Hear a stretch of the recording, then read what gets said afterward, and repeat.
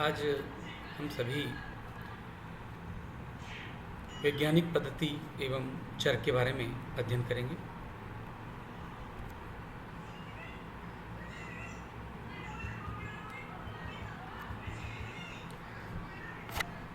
Introduction.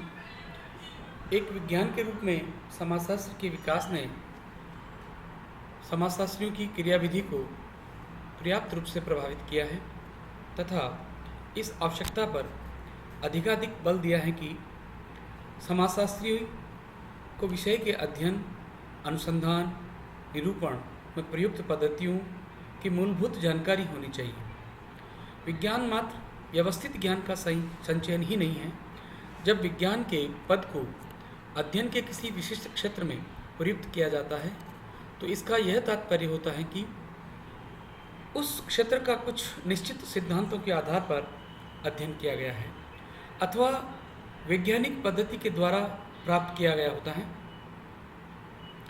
तथा यदि इस ज्ञान का उपयोग उस क्षेत्र में पूर्व घोषणा, भविष्य धारणा तथा नियंत्रण के लिए किया जा सकता है तो इस प्रकार के ज्ञान को उस सीमा तक उचित रूप से विज्ञान कहा जा सकता है जहाँ तक वह वैज्ञानिक पद्धति द्वारा प्राप्त किया गया है, चाहे उसे विषय वस्तु का स्वरूप कुछ भी रहा हो।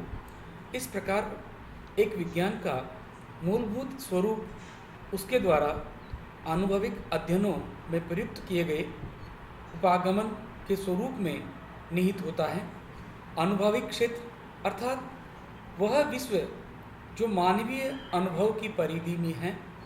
सभी विज्ञानों की एकता उनके विषय वस्तु में नहीं अपितु उनके अध्ययन पद्धति में निहित होती है। विज्ञान मूलभूत रूप से एक समष्टि में प्रदत्त घटना के बारे में विश्वसनीय ज्ञान प्राप्त करने की प्रविधि है तथा उस ज्ञान का प्रयोग पूर्व घोषणा तथा नियंत्रण के उद्देश्य के लिए प्रयुक्त करना होता है। अतः हम विज्ञान की अवधारणा क्या है, ये निम्न बिंदुओं के आधार पर स्पष्ट कर पाएंगे। पहला, विज्ञान शब्द के संबंध में सामान्यतः अनेक भ्रांतियाँ प्रचलित हैं। भिन्न भिन्न अर्थों में विज्ञान शब्द का प्रयोग भिन्न भिन्न रूपों में किया गया है। विज्ञान का प्रयोग प्राकृतिक विज्ञानों यथा भौतिक विज्ञान, रसायन विज्ञान, जीव विज्ञान आदि के एक सामूहिक नाम के रूप में किया जाता है, जबकि दूसरी ओर समाजशास्त्र, इतिहास, अर्थशास्त्र, राजनीति विज्ञान आदि विज्ञानों को विज्ञान नहीं माना जाता।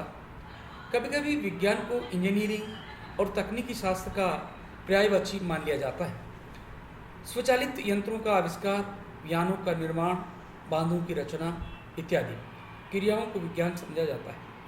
विज्ञान का कार्य मनुष्य के जीवन को सुविधाजनक बनाने के लिए आविष्कारक कला समझा जाता है। अन्य अर्थ में विज्ञान को कुछ विशिष्ट वैज्ञानिक उपकरणों के उपयोग से संबंधित क्रियाओं के नाम से संबंधित किया जाता है। उपकरणों तथा जटिल यंत्रों के माध्यम से वैज्ञानिक प्रकृति के रहस्यों का उद्घाटन करने में लगा रहता है। वैज्ञानिक अपना अधिकांश समय प्रयोगशाला में प्रयोग करने में व्यतीत करता है। उसकी प्रयोगशाला अनेक जटिल उपकरणों से युक्त रहती है। वह व्यावहारिक संसार से परे ऐसे क्रियात्मक चिंतन और प्रयोग में लगा रहता है जिसके परिणाम स्वरूप प्रकृति के जटिल रहस्यों, नियमों, सिद्धांतों इत्यादि का पता लगता है। ऊपर हमने विज्ञान शब्द की भ्रांतियाँ एवं प्रयुक्त अनेक अर्थों का प्रयोग किया है। विज्ञान की परिभाषा करते हुए गुडे एवं हार्ट ने लिखा है कि विज्ञान का मूल स्वरूप उसके द्वारा अनुभविक अध्ययनों में प्रयुक्त किए गए उपागम के स्वरूप में निहित होता है। कार्ल पियर्सन ने लिखा है कि एक वैज्ञानिक नियम प्रत्यक्षीकरणों एवं अवधारणाओं के विशिष्ट समूह के संबंधों एवं क्षेत्रों का सारांश अथवा सूक्ष्म प्रकटन है जो तभी प्राप्त किया जाता है जबकि यह मनुष्य द्वारा प्रतिपादित किया जाए। हम विज्ञान के अंतर्गत नियम अर्थात प्रकृति के नियम से मानसिक आशुलिपि में एक सारांश समझते हैं, जो हमारे लिए हमारी ज्ञानेंद्रियों से प्राप्त अनुभवों से कम के विस्तृत वर्णन को हमारे लिए प्रतिस्थापित करता है। वैज्ञानिक अर्थ में नियम आवश्यक रूप से मानवीय मस्तिष्क का एक यौगिक है तथा व्यक्तियों से अलग इसका कोई अर्थ नहीं है। प्राकृतिक घटनाओं में जो तर्क मिलता है वह निश्चित ही ऐसे कारण अर्थात मानवीय तर्क द्वारा किया जाता है। समग्र में जिस तर्क की प्राप्ति मनुष्य करता है वह उसकी अपनी तार्किकता की सामर्थ्य का परिवर्तन ही है। चर्चमैन एवं एकॉफ के अनुसार विज्ञान ज्ञान प्राप्त करने का एक व्यवस्थित तरीका होता है। उन्हीं के शब्दों में विज्ञान का अर्थ कुशल खोज है।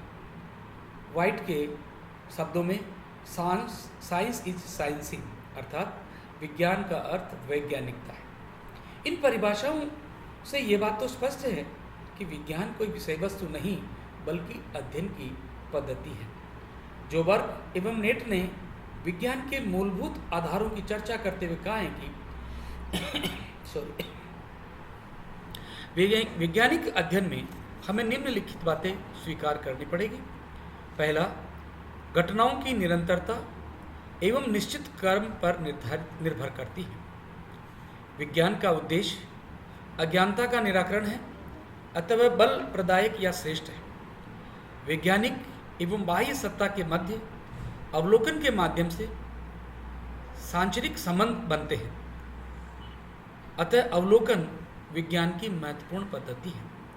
भौतिक व सामाजिक व्यवस्था में कार्य कारण का संबंध होता है। इन्हीं के आधार पर हम एक विज्ञान की प्रमुख विशेषताएं निम्न हो सकती हैं। राय फ्रांसिस ने विज्ञान की निम्नलिखित विशेषताओं का उल्लेख किया है। पहला, विज्ञान अनुभविक है। इसका यह अर्थ है कि वैज्ञानिक अपने तथ्यों को इंद्रिया अनुभव के आधार पर स्वीकार करता है। दर्शन, स्पर्श, स्वाद, ध्वनि और गान उसकी अनुभविक प्रामाणिकता के आधार हैं। ये तथ्य नेत्रों के माध्यम से जैसे किसी वस्तु का लाल अथवा पीला होना, अथवा स्पर्श के माध्यम से जैसे वस्तु का ठंडा व गर्म होना, अथवा जीभ के माध्यम से जैसे किसी वस्तु का मीठा अथवा खट्टा होना, अथवा नाक के माध्यम से जैसे वस्तु का सुगंधित अथवा दुर्गंधपूर्ण होना, अथवा कानों के माध्यम से जैसे धीमा, तीव्र, मधुर या कर्कश होना एकत्रित किए जाते हैं। ये अनुभव हम अन्य व्यक्तियों को भी करा सकते हैं। दर्शन शास्त्र के दृष्टिकोण से मन का अनुभव या इंट्यूशन अथवा दिव्य दृष्टि का अनुभव भी ज्ञान उपलब्धि का माध्यम माना जाता है। तथा वैज्ञानिक दृष्टिकोण में ऐसे अनुभव प्रामाणिक नहीं माने जा सकते हैं, क्योंकि ये अनुभव किसी इंद्रिय अनुभव पर निर्भर नहीं है। दूसरा, विज्ञान तार्किक है। विभिन्न तथ्यों को एकत्रित करके उनका परस्पर तर्क सम्मत अंतर संबंध स्थापित किया जाता है। अर्थात इंद्रियों के माध्यम से हम जिन तथ्यों का चयन करते हैं उनका तर्क संगति से विश्लेषण करना भी आवश्यक है। विज्ञान प्रत्यक्षवादी है। विज्ञान घटनाओं की सत्यता को निरूपित करने वाली प्रत्ययों की संरचना करता है। ये प्रत्यय तार्किक अमूर्तता के विभिन्न स्तरों पर निर्भर किए जा सकते हैं। इन्हीं के माध्यम से विज्ञान सिद्धांतों का प्रतिपादन करता है। ये वाक्य भी शाम बीजेपी का वोट देगा अमूर्तता के बहुत नीचे स्तर पर है, जबकि ये कहना कि अल्पसंख्यक व गरीब व्यक्ति कांग्रेस को वोट देना अधिक पसंद करते हैं अमूर्तता के अपेक्षाकृत ऊंचे स्तर पर है। इस भांति तथ्यों के आधार पर विज्ञान सिद्धांतों का निर्माण करता है। विज्ञान सार्वभौमिक व देश काल की सीमा से परे है। विज्ञान के तथ्य व निष्कर्ष सब लोगों के लिए खुले हैं। जो अध्ययन एक वैज्ञानिक करता है वही अध्ययन अन्य व्यक्ति भी कर सकते हैं। साथ ही अगर उसी पद्धति पर काल को लिया गया तो विभिन्न व्यक्तियों द्वारा किए गए वैज्ञानिक अध्ययनों में एक रूपता होगी। विज्ञान के अध्ययन में किसी प्रकार की गोपनीयता अथवा अलौकिकता नहीं है। फ्रांसिस ने यह भी कहा कि वैज्ञानिक अध्ययन के लिए एक विशेष प्रकार की दृष्टि का होना आवश्यक है। यह दृष्टि संशय पर आधारित है। वेबर ने इसी संबंध में कहा है कि वैज्ञानिक द्वारा सिद्धांत की स्थापना अंतिम नहीं होती है। शंका के इसी तत्व को लुंडबर्ग ने इस प्रकार समझाया है कि हर खोज का प्रारंभ मस्तिष्क से उत्पन्न उस तनाव से संबंधित है जिसमें वस्तु को समझने के लिए व्यग्रता बनी रहती है। जब इन्हीं तनाव को विचारों का रूप देकर सुसंबद्ध भाषा में रखा जाता है तब वह विज्ञान के प्रश्न बन जाते हैं।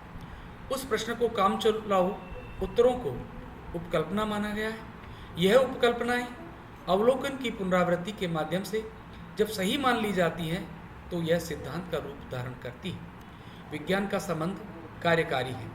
विज्ञान के लिए एक विशिष्ट शब्दावली का होना आवश्यक माना गया है। उदाहरण के लिए रसायन विज्ञान में पानी को H2O व नमक को सोडियम क्लोराइड NaCl की संज्ञा दी गई है।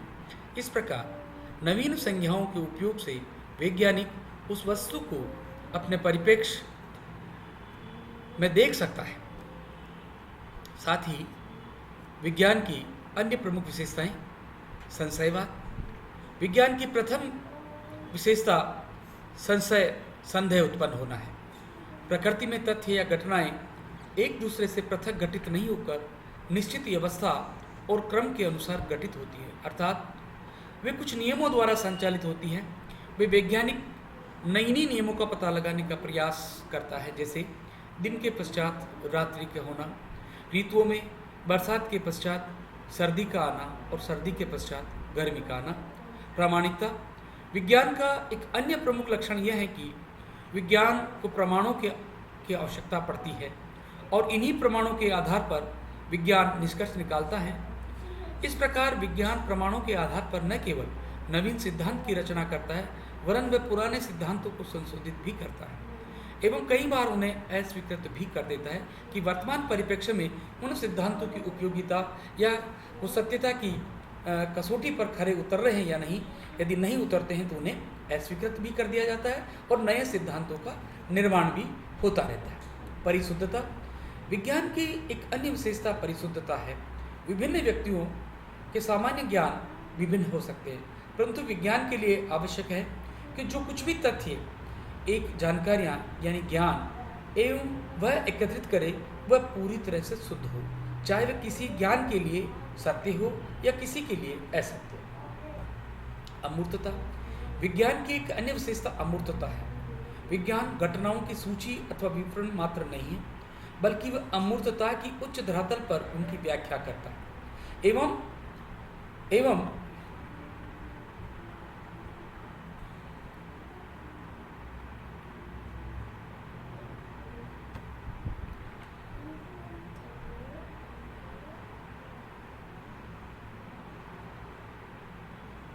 एवं यह स्पष्ट करता है कि जो घटना हुई है उसके पीछे पीछे क्या कारण रहे हैं। ये पूछा जा सकता है कि जो घटना हुई उसके पीछे क्या कारण रहे हैं। यह पूछा जा सकता है कि वैज्ञानिक नियमों की अमूर्तता के क्या कारण हैं। वस्तुतः किसी कार्य को बहुत कारण हो सकते हैं। जैसे एक पत्थर फेंका जाए तब ये कहाँ जाकर गिरेगा, यह अनेक कारणों पर निर्भर है, जैसे फेंके जाने की दिशा, पत्थर का भार, उसका आकार, उसे फेंकने में प्रयुक्त बल, हवा की दिशा, वेग, आने वाले अवरोध इत्यादि। इनमें प्रत्येक कारण संबंधी एक नियम है जो कि दूसरे कारणों की ओर ध्यान नहीं देते। जैसे बल संबंधी नियम के अनुसार यदि अन्य परिस्थितियां बराबर है तो अधिक बल से फेंका हुआ पत्थर अधिक दूर जाएगा। इस आधार पर अमूर्त नियम बनता है तथा यह सभी जगह लागू होता है। व्यवस्थित। हमारा सामान्य ज्ञान अव्यवस्थित एवं तर्क विहीन होता है। इसके विपरीत विज्ञान में एक तंत्र एवं व्यवस्था होती है। इस व्यवस्थितता के 3 प्रमुख गुण हैं: संबंध होना, पूर्ण होना एवं तर्क संगत होना। वैज्ञानिक व्यवस्थितता के में विभिन्न सिद्धांत एक दूसरे से संबंधित होते हैं और मिलकर उस विज्ञान का क्लेवर बनाते हैं। पूर्ण होने का अर्थ यह है कि इसमें वे सारे सिद्धांत होते हैं जिनसे यह क्लेवर बनता है। यदि कोई सिद्धांत अज्ञात हो, इसके लिए बराबर खोज होती रहती है। तर्कसंगत होने का महत्व मतलब यह है कि विभिन्न सिद्धांतों में कोई विरोध नहीं है। विज्ञान में इस व्यवस्थितता के कारण भविष्य की घटनाओं के विषय में ज्ञान संभव है। नेक्स्ट, भविष्यवाणी करने की क्षमता। विज्ञान भविष्यवाणी करता है कि नवीन स्थितियों में अमुक नियम अमुक प्रकार से लागू होगा। भविष्य में अपनी खोज के परिणामों का परीक्षण और सत्यापन करने के लिए भविष्यवाणी करता है और देखना चाहता है कि जो नियंत्रण तथ्यों को घटना पर उसे प्राप्त हुआ है वह नवीन स्थितियों में उसे प्राप्त होगा या नहीं होगा। सामान्यतया वैज्ञानिक पद्धति में सामान्यता के दो आशय हैं। प्रथम, वैज्ञानिक पद्धति समस्त विषयों में सामान्य है। दूसरा आशय यह है कि विषय से संबंधित एक सामान्य सत्य की खोज की विधि वैज्ञानिक पद्धति है। अतः जो निष्कर्ष निकाला जाता है वह किसी विशिष्ट इकाई पर लागू न होकर सामान्य रूप से लागू होता है। उदाहरण के लिए, जब हम एक छात्र, अध्यापक या मजदूर का अध्ययन करते हैं तब एक व्यक्ति के रूप में नहीं बल्कि एक वर्ग के प्रतिनिधि के रूप में करते हैं। वैज्ञानिक प्रकृति, उस विषय को विज्ञान कहा जाता है जिससे संबंधित तथ्यों का संकलन अध्ययन करता वैज्ञानिक प्रकृति को बनाए रखते हुए करे। गिलिन और गिलिन ने विज्ञान में वैज्ञानिक प्रवृत्ति को अध्ययन महत्वपूर्ण मानते हुए उसकी 5 विशेषताओं का उल्लेख किया है जो कि निम्न है।